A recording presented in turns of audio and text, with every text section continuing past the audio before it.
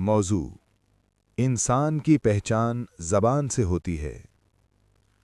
امیر المؤمنین حضرت علی علیہ السلام فرماتے ہیں، انسان اپنی زبان کے نیچے چھپا ہوتا ہے۔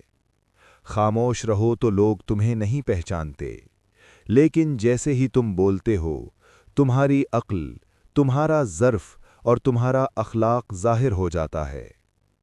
کتنے ہی لوگ ایسے ہیں جو شکل سے معزز لگتے ہیں، مگر زبان کھلتے ہی اپنا مقام خود گرا دیتے ہیں۔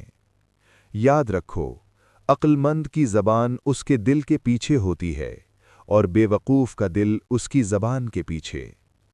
جو کم بولتا ہے وہ کم پشیمان ہوتا ہے، اور جو ہر بات بول دیتا ہے وہ اکثر شرمندگی اٹھاتا ہے۔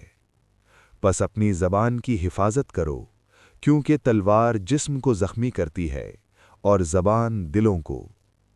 خوش نصیب ہے وہ شخص جس کی خاموشی فکر ہو اور گفتگو حکمت۔